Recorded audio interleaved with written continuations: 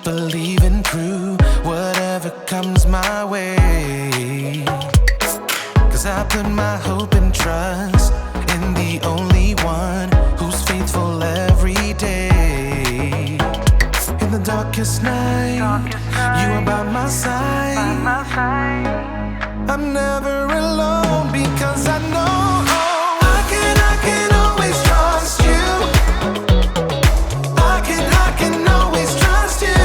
Every day and every moment, my future, yeah, you hold it. I know it. I can always trust you. I can always trust. I can always trust. I can always trust you. I can always trust. I've got a Savior who will always walk me through whatever comes my way. 'Cause I put my hope and trust in the only one who's faithful every day. In the darkest night, you are by my side. I'm never alone because I know I can always trust you. I can always trust you. Every day and every moment, my future, yeah, you hold it. I know it. I can always trust you. I can always trust. I can always trust you. I can always trust you. Every day and every moment, my future, yeah, you hold it. I know it. I can always trust you. I can always trust. I can always trust. I can always trust you. I can always trust. I can always trust.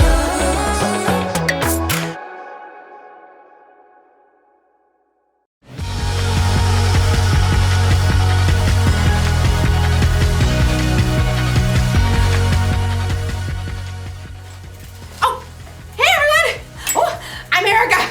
I hope you don't mind I get into shape while we do this. Exercise is important, you know, or of course. I mean, I'd rather be riding my bike outside right now, but the weather isn't cooperating. But that's okay, because I can ride this bike inside! Ooh, see that? I'm showing contentment. Contentment is learning to be okay with what you have. So, I'm okay with this stationary bike. You know, they've made all kinds of advancements with stationary bikes. I want one of those bikes that has all those different settings where you can make it feel like you're going like uphill or downhill. Whee! No, you know what I really want? I want one that has a TV screen in the front so it looks like you're riding a bike through mountains or next to the ocean. Maybe I can use my laptop. Paris, France. C'est magnifique. Ooh, I want a bike that comes with a built-in trainer. Someone to like pump me up while I ride. Come on, Erica! You can do it! That bike won't pedal itself! Yeah! Move! I can do it! Move! Give me some more! Too bad all I got is this old thing. All it does is pedal. In today's story, we'll hear about a king who always wanted more and more and more. I kind of feel like him right now. It's not fun. What are you slowing down for? You've got to keep moving if you're going to make it all Yes. the way to Paris! You want to see the Eiffel Tower, don't you? Wee! I can hear Okay. you! Move! I will Move! Move! see you in Paris! Move! Move! Woo! The Bible. It's 66 books of history, stories, letters, and poetry that fit together to form God's one big story. The epic adventure of how He created us and loves us so much that He made a way to rescue us. As we travel through the Bible, from Genesis to Revelation, we discover people who met God and found their lives changed forever. Now, for an amazing story. Inspired by the book of 1 Kings, chapter 21. After David and Solomon, many kings ruled the lands of Judah and Israel. Some of them listened to God, but most did not. King Ahab was worse than any other king of Israel before him. He only thought of himself and did exactly as he wanted to do. Do exactly as I want. Yes, Your Highness. What do you want? 4 calling birds, 3 French hens, 2 turtle doves, and 1... Oh, it escapes me. Just bring me some pears flambé. No one ever said no to King Ahab, not even his wife, Queen Jezebel. Am I the most fabulous king to ever rule this land? Yes, of course, because you have me. King Ahab was certain he had everything he could ever want. That is, until he took a drive into the neighboring town of Jezreel. Ooh, just look at that lovely vineyard. It is perfection. Stop at once. King Ahab examined the green leafy vines and the heavy bunches of grapes. What fantastic fruit. The soil must be excellent. You, over there. Who, me? Who, me, your majesty? Who, me, your majesty? Of course, you. Do you own this fine vineyard? I do, your majesty. Excellent. You must sell it to me at once, and I shall turn it into a vegetable garden. No, Excuse me? your majesty. I'll pay good money. I'll trade you a better vineyard. I said no, your majesty. May the Lord keep me from giving you the land my family handed down to me. You... What? No. King Ahab was enraged. When he returned to the palace, he threw himself down on his bed and refused to eat anything, even date cakes dipped in honey. Why are you in such a bad mood? Why won't you eat anything? Naboth won't give me his vineyard. Oh, snap out of it. You're the king. I'll get you that vineyard. Queen Jezebel was just as bad as her husband, or maybe worse. She wrote a letter to the leaders of Naboth's town. Here is your mission, which you must accept. Number 1, announce a special day and give Naboth an important seat. 2, have 2 bad guys sit across from Naboth and claim that he cursed God and the king. 3, drag Naboth out of the city and throw stones at him until he dies. That should clear. Queen Jezebel sent her message, and the leaders of Naboth's town followed it, to the letter. Tell the queen, mission accomplished. Queen Jezebel was delighted by this terrible news and immediately went to find King Ahab. Oh, woe is me. Naboth won't give me...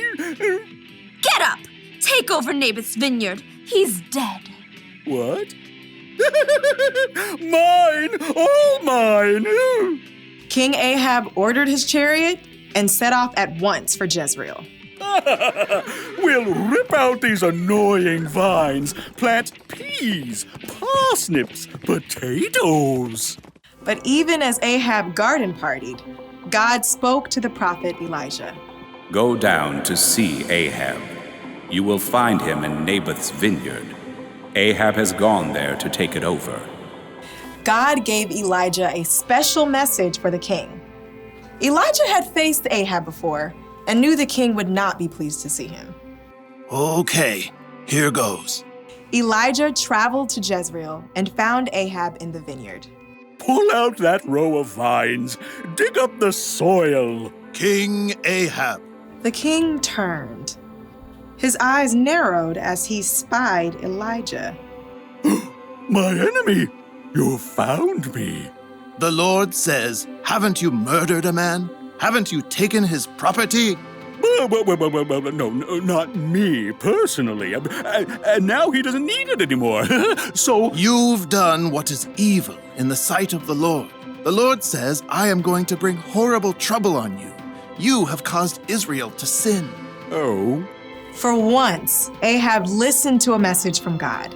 He tore his clothes, a sign of great sorrow for what he had done. He put on the clothing people wore to show sadness. No food.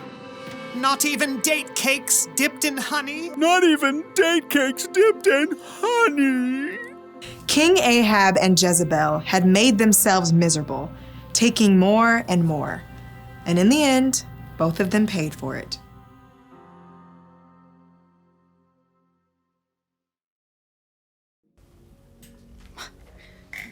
Yeesh! King Ahab really wanted Naboth's vineyard. It's okay to want things, but Ahab wanted it so badly that it made him miserable. He even refused to eat. Has it ever happened to you? Have you ever wanted something so badly that it was all you could think about? Maybe it made you like super sad when you couldn't get it. Or maybe you threw a tantrum. If that sounds like something you might do, you may need a little help with contentment. Wanting things is fine. It gives you something to work toward or to look forward to. But when you want more and more and more and more, it can make you feel like Ahab. Miserable. Jesus once said, "Watch out! Be on guard against wanting to have more and more things. Life is not made up of how much a person has." Jesus knew there is so much more to life than the stuff we have. There are memories to be made, adventures to be experienced. Ooh, there are relationships to be grown with God and with others. These are things that will last long after the stuff we wanted has broken or gone out of style. So it's okay to want things, but here's the one thing to remember. Wanting more and more can make you miserable. So maybe one day I'll get a stationary bike with a few bells and whistles, but in the meantime, I'll ride this one and imagine it's springtime in Paris. Move, move, move! My imagination is very vivid.